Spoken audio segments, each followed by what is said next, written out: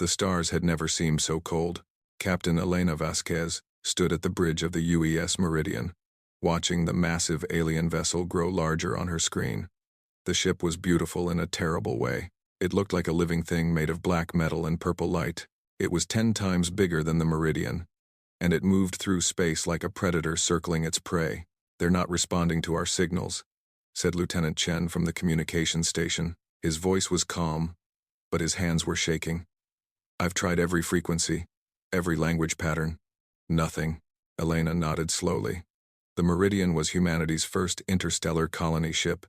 3,000 souls sleeping in cryopods, dreaming of a new world. They had traveled for 47 years to reach this distant corner of the galaxy. They had not expected to find anyone here, but someone had found them. "Keep trying," Elena said. "They must have some way to communicate." The alien ship moved closer. Strange patterns of light rippled across its surface. Elena wondered if it was trying to talk to them in a language she could not understand. Or perhaps it was simply deciding what to do with them. On the other side of that hull, High Commander Threnvok of the Kethvari Empire studied the human vessel with his 4 cold eyes. He had served the Galactic Concord for 300 years. He had seen countless species rise and fall. He had watched civilizations burn and others beg for mercy. But he had never seen anything like this ship. It was small, primitive. The metal was rough and unrefined. The engines were laughably simple. And yet, somehow, these creatures had crossed the void between stars. They had done it with technology that the Concord had abandoned 10,000 years ago. "What are they?" asked Subcommander Velnas, standing beside him. "Unknown," Threnvok replied. "The Concord database has no record of this species. They appear to be carbon-based, warm-blooded, likely from a small world with high gravity. Should we attempt communication?" Threnvok considered this for a moment. The Concord had strict protocols for first contact. There were rules and procedures that had been developed over millennia, but Threnvok had not risen to his rank by following rules. "No," he said. "We will board them. If they are intelligent, we will learn everything we need from their computers and their bodies. If they are not, we will take the ship as salvage." Velnas hesitated. "High Commander, the protocols." "The protocols are for species that matter," Threnvok interrupted. "These creatures are primitive. They pose no threat. We will be done with them before the next cycle." He gave the order. 30 Kethvari soldiers prepared for boarding. They wore armor that could stop plasma fire and carried weapons that could cut through starship hulls. They were the finest warriors in the galaxy, trained from birth to fight and kill. Each one had ended more lives than they could count. They did not expect any resistance. The Meridian shook as the Kethvari ship attached itself to the hull. Elena heard the terrible sound of metal being cut. Emergency alarms screamed throughout the ship. Red lights flashed in every corridor. "They're cutting through the cargo bay," Chen reported. "Hull breach in 30 seconds. Elena's mind raced. She had no weapons, no defenses. The Meridian was a colony ship, not a warship. It carried farmers and teachers and children, not soldiers. But it also carried 3,000 sleeping humans who were counting on her to keep them safe. "Wake the security team," she ordered. "Everyone else stays in cryo. And Chen, keep trying to talk to them. Maybe we can still stop this." The cargo bay doors exploded inward. Kethvari soldiers poured through the breach, their weapons raised, their eyes scanning for threats. They found only empty corridors and silent machines. Sergeant Major David Okonkwo was the first human to see them. He had been awake for only 4 minutes. His body still ached from cryo-sleep. His vision was blurry, and his thoughts were slow. But he saw the aliens clearly enough. They were tall, nearly 3 meters. Their skin was dark gray and covered in something that looked like scales. They had 4 arms and 4 eyes and mouths full of sharp teeth. They moved fast, faster than any human could move, and they were pointing weapons at him. Okonkwo did not think. He could not think.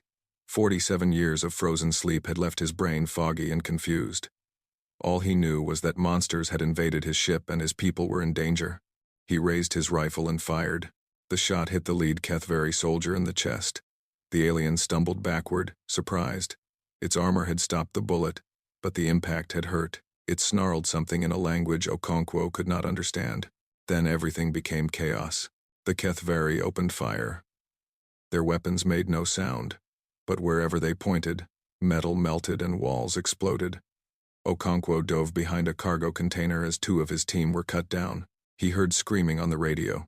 He heard Elena's voice shouting orders that no one could follow. He fired again and again.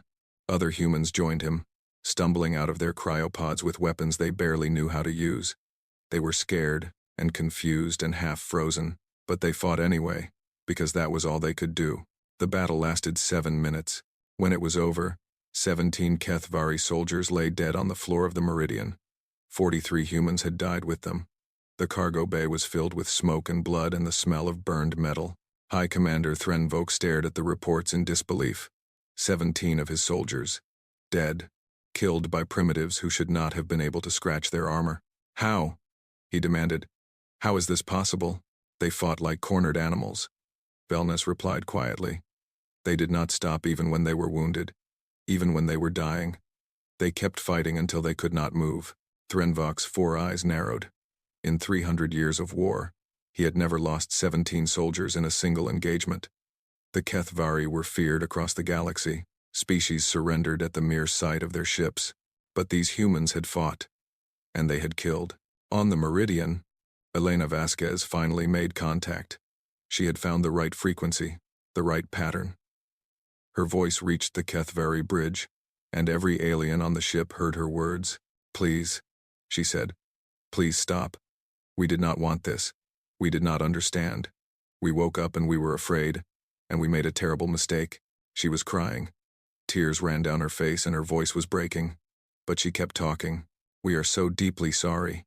We did not know who you were. We did not know you were trying to talk to us. We killed your people because we were scared and confused and we did not understand. She paused, struggling to breathe. Please, let us make this right. Whatever you want from us, whatever price we must pay, we will pay it. But please, no more killing, no more death. We are sorry. We are so sorry. The transmission ended. Threnvok stood in silence for a long moment. He had heard many things from defeated enemies. He had heard begging and threats and desperate bargains. But he had never heard anything like this. The human was not begging for her life. She was apologizing for taking the lives of others. She was offering to pay any price, not to save herself, but to make amends for what her people had done. It was strange. It was disturbing. It was something that Threnvok did not understand. And so he did what the Kethvari always did when they did not understand something. He prepared for war. The message he sent to the Galactic Concord was simple. A new species had been discovered. They had killed 17 Kethvari soldiers. They would be destroyed. Humanity had 90 days to prepare for extinction. The message reached Earth on a cold morning in December. Every screen on the planet went dark for 3 seconds. Then the alien transmission began to play. It was translated by computers that struggled to make sense of the strange language, but the meaning was clear enough. Humanity had committed an act of war against the Galactic Concord. Humanity would be punished. Humanity would be destroyed. For 1 hour, the world was silent. People stood in the streets and stared at the sky. They held their children close and wondered if this was how it would end. Not with a bang, but with a message from beings they had never known existed. Then the panic began. Governments called emergency meetings. Military leaders demanded to know what weapons they had, what ships they could build, what chance they had to survive. Scientists worked through the night to understand the technology that had carried the message across the stars. Everyone agreed on one thing. Humanity was not ready for this war. They would lose. They would all die. But while the generals made their plans and the scientists ran their calculations, something strange was happening. Ordinary people were not preparing for war. They were doing something else entirely. They were grieving. In Tokyo, an old woman lit 17 candles in her window. She did not know the names of the aliens her people had killed. She did not know what they looked like or how they lived, but she knew they had been alive. And now they were dead. And that was enough. In Lagos, a group of children drew pictures of stars and strange creatures. They wrote messages in crayon that said, "We are sorry," and "Please forgive us," and "We want to be friends." In Sao Paulo, a priest held a special mass for the souls of the fallen. He did not know if the aliens had souls or believed in God, but he prayed for them anyway, because that was what his faith taught him to do. All across Earth, humans mourned. They mourned for the 17 aliens they had killed. They mourned for the 43 humans who had died. They mourned for the future they might never have. And they asked themselves a question that no other species in the galaxy had ever asked. What did we do wrong? Ambassador Yelena Vasquez arrived at the United Earth Council 3 days after the transmission. She had not slept since the battle on the Meridian. Her eyes were red and her hands trembled when she spoke, but her voice was steady. "We made a mistake," she said to the assembled leaders. "We killed 17 beings who were only trying to make contact with us. We did this out of fear and confusion. We did not try to understand them. We did not give them a chance to explain themselves." She paused and looked around the room. "Now they are coming to destroy us. And I believe they have the power to do it. Our weapons cannot match theirs. Our ships cannot outrun them. If we fight, we will lose." The room erupted in angry voices. Generals shouted that they would not surrender. Politicians demanded that she offer solutions, not problems. Scientists argued about the possibility of building new weapons or finding new allies. Yelena waited until the noise died down. Then she spoke again. "I am not suggesting that we surrender," she said. "I am suggesting that we apologize." The room fell silent. "Apologize?" said General Morrison, his face red with anger. "They are coming to kill us, and you want us to say sorry?" "Yes," Yelena replied, "because we are sorry. Or at least, we should be. We killed their people. We did it by accident, but we still did it. And the only honest response to that is to admit what we did and try to make it right." "And what if they don't accept our apology?" another voice asked. Yelena's face was calm. "Then we will die knowing that we tried to do the right thing. That is better than dying as liars or cowards." The debate lasted for 3 days. In the end, the United Earth Council made a decision that shocked the world. They would not prepare for war. They would prepare an apology. The order went out to every nation on Earth. All weapons programs were to stop. All military spending was to be redirected. Instead of building bombs and battleships, humanity would build something else. They would build a memorial. Teams of historians began researching the Kethvari. They studied every piece of data they could find from the Meridian's computers. They learned about Kethvari culture, their beliefs, their traditions. They learned how the Kethvari honored their dead. Artists and craftsmen worked day and night to create memorial objects in the Kethvari style. Each piece was made by hand, with care and attention. Each piece was meant to honor one of the 17 fallen soldiers. Writers composed messages of condolence in 100 different languages. Musicians wrote songs of mourning that they hoped might cross the barrier between species. Philosophers debated the nature of guilt and forgiveness, and what it meant to truly be sorry. Meanwhile, Yelena worked on something even more difficult. She was trying to contact the families of the fallen soldiers. The Galactic Concord had refused her request for a meeting. They saw no point in talking to a species that was about to be destroyed. But Yelena kept trying. She sent message after message, each one expressing humanity's grief and shame. Finally, after 6 weeks, she received a response. It was not from the Concord. It was from the families themselves. They were willing to listen. The meeting took place through a holographic link. Yelena sat alone in a small room on Earth, facing images of 17 Kethvari families. They were tall and gray, and their 4 eyes watched her with cold suspicion. Some of them had been crying. Others looked like they wanted to kill her with their bare hands. Yelena did not flinch. She did not make excuses. She did not try to explain or justify what had happened. She simply spoke the truth. "My name is Yelena Vasquez," she began. "I was on the ship where your loved ones died. I watched it happen. I could not stop it. And I am here to tell you that I am sorry." She spoke each soldier's name. She had spent weeks learning how to pronounce them correctly in the Kethvari language. She described what she knew about each one, their rank, their age, their years of service. She told the families that their loved ones had died bravely, facing enemies who did not understand what was happening. "We did not know you were coming in peace," she said. "We woke from a long sleep and we saw beings we had never seen before. We were afraid. We made a terrible mistake. And now 17 of your people are dead because of us." Tears ran down her face, but she did not stop. "I cannot bring them back. I cannot undo what was done. But I can tell you this. We will remember them. Every human on Earth will know their names. We will build monuments in their honor. We will teach our children about them, and we will carry the weight of what we did for as long as our species exists." She reached into a bag beside her and pulled out 17 small objects. Each one was a memorial piece, crafted by human hands according to HFY traditions. Each one contained a small amount of soil from the place where each soldier had fallen. "These are for you," Yelen said. "They are not enough. Nothing will ever be enough. But they are all we have to offer." The families stared at the objects. They stared at Yelen. They did not know what to say. In 10,000 years of galactic history, no species had ever done this. No enemy had ever mourned the soldiers they killed. No defeated people had ever offered to carry the weight of their mistakes forever. One of the family members, an old HFY with silver scales, finally spoke. "Why?" she asked. "Why do you do this? We are going to destroy you anyway. What do you gain from this?" Yelen looked at her with tired eyes. "Nothing," she said. "We gain nothing. That is not why we are doing it. We are doing it because it is right. Because your children deserved better than to die at the hands of frightened strangers. Because we want you to know that their deaths were not meaningless to us." She paused. "And because, if we are going to die, we want to die as the kind of species that admits when it is wrong." The old HFY had no answer to that. None of them did. The meeting ended in silence. But the families did not forget what they had seen. And when they spoke to others in the Concord about the strange creatures called humans, they spoke with a confusion that slowly began to look like respect. Something was changing.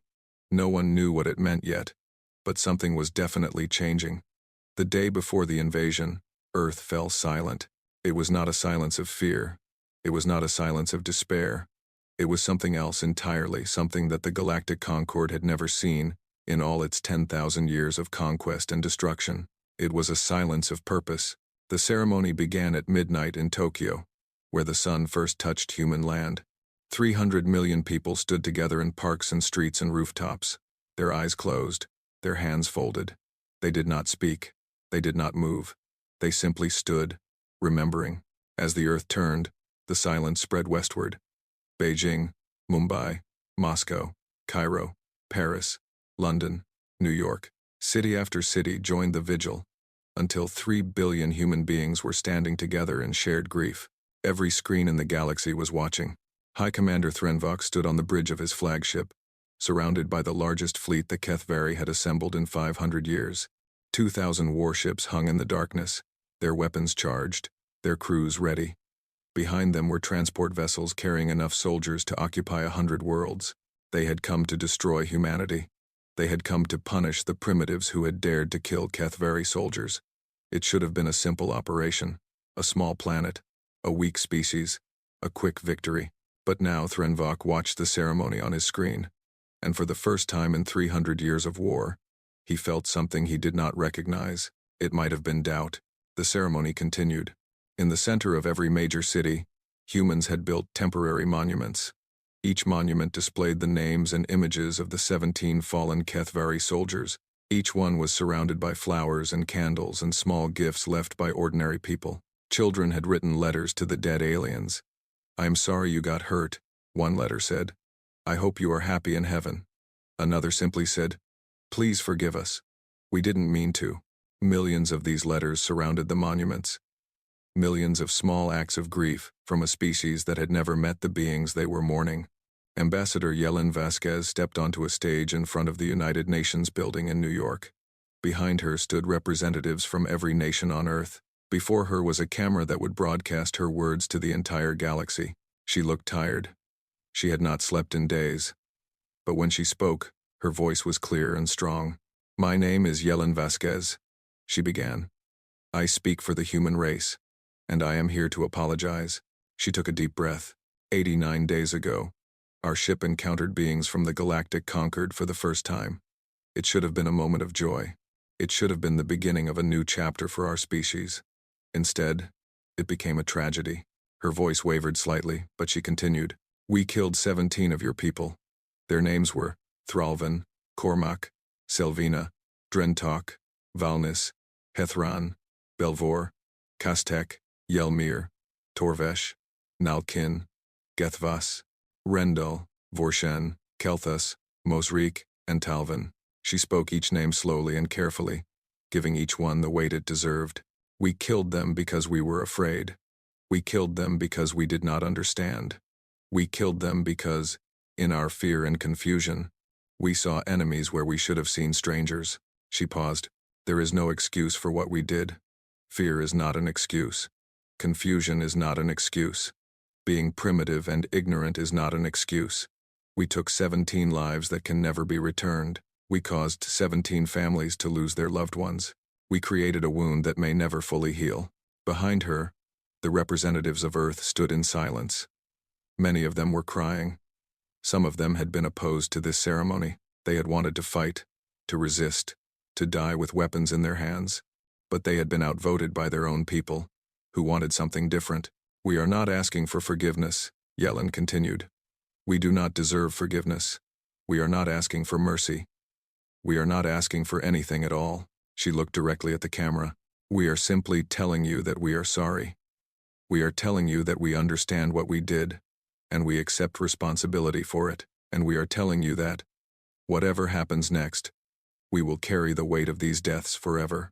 She gestured behind her, where a large screen displayed an image of a massive structure being built in a desert. This is the memorial of the 17, she said. It will be completed within 1 year. It will stand for as long as humanity exists. Inside it will be preserved everything we know about the 17 soldiers. We killed their names, their histories, their service records. Every human child will learn about them. Every human generation will remember them. She lowered her head. We are also prepared to face justice for what we did. The colonists who fired the shots have agreed to surrender themselves to the Galactic Concord. They will accept whatever punishment you decide is appropriate. They do this freely, not because they were ordered to, but because they believe it is right. In the cargo bay of the Meridian, which had been repaired and was now orbiting Earth, Sergeant Major David Okonkwo stood with 37 other survivors of the battle. They were dressed in simple white clothes. They carried no weapons. They were ready to die. Okonkwo had not slept well since the battle. Every night, he dreamed of the aliens he had killed. He saw their faces strange and frightening, but still faces. He saw the surprise in their 4 eyes when his bullets hit them. He saw them fall. He had killed before, during his years in the military. But this was different. These beings had not been enemies. They had been explorers. Just like him, they had come in peace, and he had shot them. He deserved to be punished. He knew that. And he was ready. Back on Earth, Yellen was finishing her speech. Finally, she said, we offer ourselves in service to the families of the fallen. For 1 generation, 30 Earth years, any family member of the 17 soldiers may call upon humanity for any labor or service they require. We will send workers, builders, scientists, doctors, whatever they need. We will work without payment, without complaint, without expectation of anything in return. She spread her hands. This is our apology. It is not enough. Nothing will ever be enough. But it is everything we have. She bowed her head. Behind her, every human on the stage bowed with her. Across the Earth, 3 billion people bowed in silence. The ceremony ended. High Commander Threnvok turned off his screen and sat in the darkness of his bridge for a long time. His officers waited for orders, but none came. Finally, Sub-Commander Velnas approached him. High Commander? The fleet awaits your command. Threnvok did not answer immediately. When he spoke, his voice was strange, uncertain in a way his officers had never heard before. What do we do with this? He asked. High Commander? What do we do with a species that surrenders before we arrive? That punishes itself before we can punish it? That mourns our dead more than we do ourselves? Velnas had no answer. Threnvok stood and walked to the window of his bridge. The blue planet hung before him, small and fragile and utterly defenseless. In 300 years, he said, I have destroyed 100 worlds. I have killed billions of beings. I have never lost sleep over any of it. They were enemies. They resisted. They died. That is the way of things. He turned to face his officers. But these humans, they are not resisting. They are apologizing. They are offering themselves for judgment. They are mourning our dead and building monuments to our soldiers. He shook his head slowly. I do not know how to destroy a species that has already destroyed its own pride. I do not know how to punish beings who are punishing themselves. I do not know what to do. He was silent for a long moment. Delay the invasion, he said finally. I must consult the Concord Council. This is beyond my authority to decide. His officers stared at him in shock. The Keithvari did not delay. The Keithvari did not hesitate. The Keithvari conquered. But today, for the first time in 10,000 years, the Kethvari waited, and across the galaxy, 47 species watched in confusion as the greatest military power in known space asked for guidance on how to handle a small, primitive world that had done something no one had ever seen before. It had apologized, completely, without reservation, without asking for anything in return, and no one knew what to do about it. The Concord Council had not been called into full session in 400 years. The last time had been during the Velthari Rebellion, when an entire sector of space had tried to break away from conquered rule. That crisis had been solved with overwhelming force. 300 billion beings had died. The rebellion had ended. Order had been restored. But this crisis was different. This crisis could not be solved with force. Or rather, it could be, but no one was sure if it should be. The council chamber was a vast sphere floating in empty space, far from any star or planet. Representatives from all 47 member species sat in hovering platforms arranged in concentric circles. In the center, a holographic display showed the blue planet called Earth and the small, fragile species that lived upon it. High Commander Threnvok stood before them, his forearms crossed, his face unreadable. "I have brought this matter to the council because I do not know how to proceed," he said. "The humans have committed an act of war. By our laws, they should be destroyed. But they have also done something that our laws do not account for." He gestured, and the display changed to show recordings of the apology ceremony. 3 billion humans standing in silence. The ambassador weeping as she spoke the names of the dead, the monuments, the letters from children, the offer of service. "They have apologized," Threnvok said. "Completely. Without conditions. They have offered their own people for punishment. They have offered to serve the families of the fallen. They have built monuments to our dead." He paused. "In 300 years of war, I have never seen anything like this. I do not know what to do with it. That is why I am here." The chamber erupted in noise. Dozens of species began talking at once, their translators struggling to keep up. Some demanded immediate destruction of the humans. Others argued for mercy. Still others simply seemed confused, unable to understand what was happening. Finally, a voice cut through the chaos. It was old and dry and carried the weight of centuries. Silence. The chamber fell quiet. The speaker was of Velnorath, one of the oldest species in the galaxy. Their kind had been traveling between stars before most other species had learned to make fire. They were philosophers and observers, rarely speaking in council meetings, but always listened to when they did. This one was called Shenvoral. She was nearly 2,000 years old, and her silver skin was marked with the patterns of a lifetime of deep thought. "I have watched this recording 17 times, she said, "and I have come to a conclusion that disturbs me greatly." She rose from her platform and floated to the center of the chamber. "The humans have shown us something we have never seen before. They have shown us strength." Angry voices rose from the Kethvari delegation. "Strength? They are primitives. They cannot even defend their own world." Shenvoral raised one thin hand, and the voices stopped. "Not that kind of strength," she said. "A different kind. A harder kind. They have shown us the strength to look at their own actions and admit that they were wrong. They have shown us the strength to accept responsibility without making excuses. They have shown us the strength to humble themselves completely, even knowing that we might destroy them anyway." She turned slowly, looking at each delegation in turn. "Tell me which of our species could do the same. If we had accidentally killed 17 members of another Concord species, would we apologize? Would we build monuments? Would we offer our own people for punishment?" The chamber was silent. "No," Shenvoral answered herself. "We would not. We would make excuses. We would blame the other species for putting themselves in danger. We would argue that our actions were justified. We would do anything except admit that we were wrong." She looked at Threnvok. "High Commander, you say you do not know how to destroy a species that has already destroyed its own pride. I say that is because you have recognized something important. The humans have not destroyed their pride. They have shown a different kind of pride, the pride of a species that values truth and responsibility more than it values appearing strong." A representative from the Sketh Imperium rose angrily. The Sketh were warriors, nearly as fierce as the Kethvari. Their scales were red, and their eyes burned with constant fire. "This is weakness pretending to be strength," the Sketh said. "The humans are only apologizing because they know they cannot win.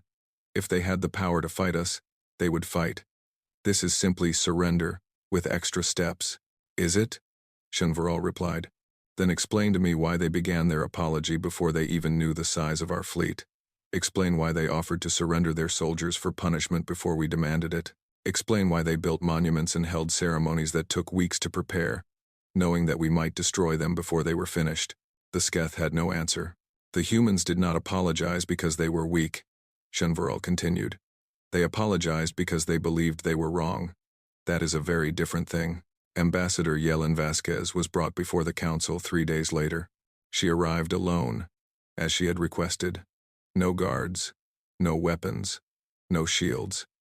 She wore simple white clothes, the same as the colonists who had offered themselves for punishment. She looked small and fragile, surrounded by the massive chamber and the dozens of alien species watching her. But she did not look afraid. Ambassador Vasquez, Threnvok said, the council has questions for you. You will answer them truthfully. I will, Yelena said. First question. Is your apology genuine? Or is it simply a strategy to avoid destruction? Yelena was quiet for a moment. When she spoke, her voice was calm. High Commander, I understand why you ask that question. In your experience, species do not apologize. They fight, or they surrender, or they beg for mercy. An apology must seem like a trick to you. She took a breath. But I ask you to consider this. What would we gain from a false apology? If we were lying, you could simply destroy us anyway. A fake apology gives us nothing. It only has value if it is real. She looked around the chamber. The truth is this. We killed 17 of your people. We did it by mistake, but we still did it. And when we realized what we had done, we felt something that I believe your species also feels. Even if you do not show it. We felt guilt. We felt shame. We felt the weight of having taken lives that we had no right to take. She spread her hands. The apology is not a strategy. It is simply the truth. We are sorry. We wish we could undo what we did. We cannot, so we are offering everything else we have. The Sketh representative spoke again. And what of your offer to serve the families of the fallen? Is that also genuine? Will you truly send your people to work for Kethvari families without payment? Yes, Yelena said without hesitation. For 30 years, any family member of the 17 soldiers may call upon humanity for assistance. We will send doctors, builders, teachers, workers, whatever they need. They do not have to pay us. They do not have to thank us. They do not have to forgive us. The offer stands regardless. Why? The Sketh demanded. What do you hope to achieve? Yelena looked at him with tired eyes. We hope to achieve nothing, she said. We are not doing this to get something. We are doing it because it is right. Because the families lost their loved ones because of us. And we want to help them in whatever way we can. She paused. I know this is difficult for you to understand. Your species has spent 10,000 years building an empire based on strength and conquest. Apologies probably seem weak to you. Service probably seems like submission. She shook her head slowly. But on Earth, we have a saying. The strongest person in the room is the one who can admit when they are wrong. We believe that true strength is not about never making mistakes. It is about facing your mistakes honestly and trying to make them right. She looked directly at Threnvok. We are a young species. We are weak. We are ignorant. We have made many mistakes, and we will probably make many more. But we have one thing that we value above all else. The ability to look at ourselves honestly and try to be better. She bowed her head. That is why we apologized. Not because we are weak, but because we believe that admitting our wrongs is the strongest thing we can do. The chamber was silent. Shenvaral spoke again, her ancient voice soft but clear. I have one more question for you, Ambassador. If the Council decides to destroy your planet despite your apology, how will you respond? Yelena was quiet for a long moment. When she answered, her voice did not waver. We will not fight, she said. We will not beg. We will not run. We will stand together, as we did during the ceremony, and we will accept whatever judgment you pass. She raised her head. And we will die knowing that we told the truth about what we did. We will die knowing that we tried to make it right. We will die as the kind of species we want to be, not perfect, but honest. Not strong, but true. She looked around the chamber one last time. That is all we have. That is all we are. Whether you destroy us or spare us, that will not change. She bowed and waited for judgment. The council debated for 7 days. The vote was close. 24 species voted to destroy humanity. 22 voted to spare them. 1 abstained, the Velnorath, who said they wanted to observe what would happen next. It fell to the Kethvari to break the tie. They had called for this judgment. They had lost their soldiers. By Concord law, the final decision was theirs. High Commander Threnvok stood before the council, his 4 eyes fixed on some distant point that only he could see. He had not spoken during the 7 days of debate. He had simply listened, watching the arguments flow back and forth, waiting for something, though even he did not know what. Now was time to decide. I have commanded fleets for 300 years, he began. I have destroyed worlds that threatened the Concord. I have shown no mercy to those who opposed us. I have never regretted any of it. He paused. When the humans killed my soldiers, I felt rage. I wanted to burn their planet and scatter their ashes across the void. That is what I have always done. That is what I know how to do. He turned to look at the image of Earth, still hanging in the center of the chamber. But the humans did something that changed my rage into something else. Something I do not have a word for. They apologized. They mourned our dead. They offered themselves for punishment. They did all of this knowing that we would probably destroy them anyway. His voice grew quieter, and I found myself asking, why? Why would a species do this? What could possibly motivate them to humble themselves so completely when they had nothing to gain from it? He looked around the chamber. I think I finally understand. The humans did not apologize to save themselves. They apologized because they believed they were wrong. They accepted responsibility not because they were afraid, but because their conscience demanded it. He shook his massive head slowly. I have spent 300 years conquering species that refused to admit their mistakes. Species that fought to the death rather than acknowledge their wrongs. Species that preferred extinction to apology. He turned back to Earth, and now I face a species that apologizes before I even arrive. A species that punishes itself more harshly than I ever could. A species that carries the weight of its mistakes willingly, honestly, without excuse. His forearms fell to his sides. I do not know how to conquer such a species. I do not know how to punish beings who have already punished themselves. I do not know how to teach a lesson to those who have already learned it. He was silent for a long moment. The Kethvari vote to spare the humans. The chamber erupted in shock. The Sketh delegation roared in protest.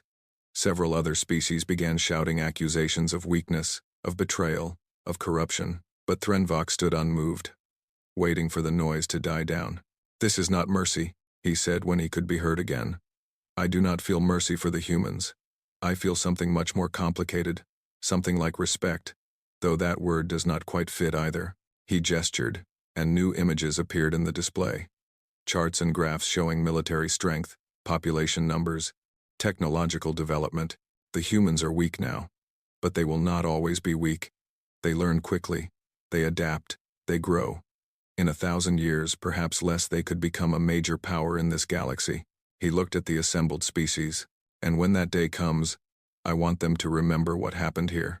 I want them to remember that we could have destroyed them, and we chose not to.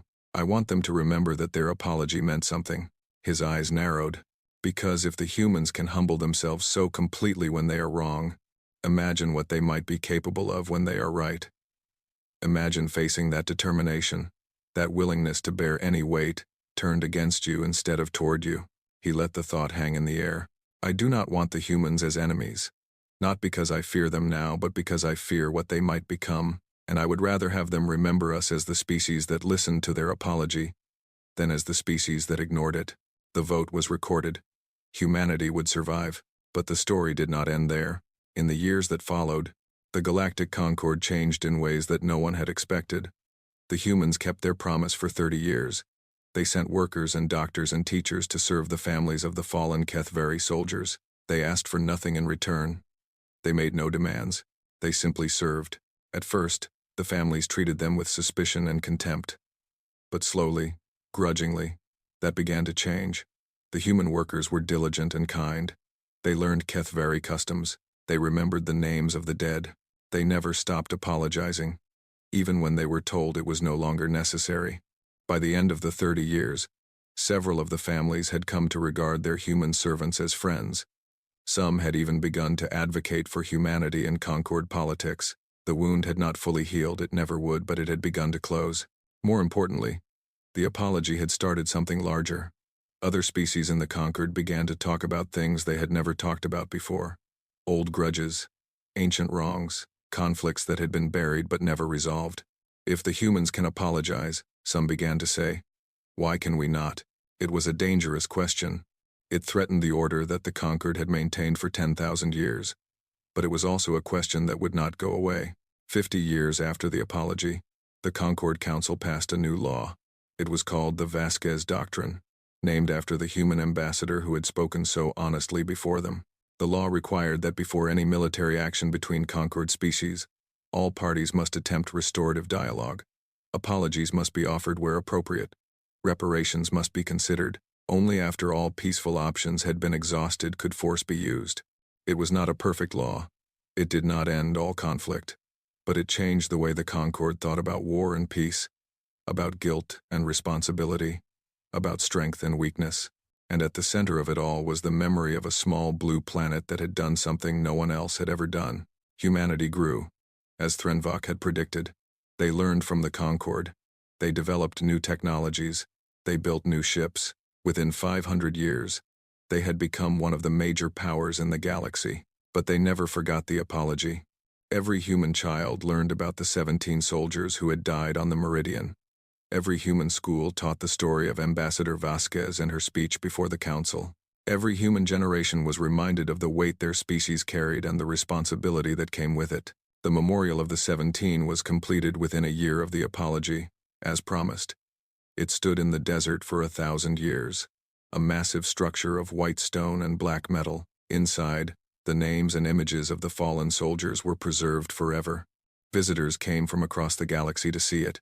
But the most important effect of the apology was not the memorial, or the law, or even the survival of humanity. It was the hesitation. For generations afterward, whenever a Concord species considered aggression against humanity, they hesitated. Not because they feared human weapons, though human weapons eventually became formidable. Not because they feared human fleets, though human fleets eventually became vast. They hesitated because they remembered. They remembered that humans had apologized. Completely. Without reservation, without asking for anything in return. They remembered that humans had humbled themselves before the entire galaxy, not because they were weak, but because they believed it was right, and they asked themselves a question that no one could answer. If humans can do that when they are wrong, what will they do when they are right?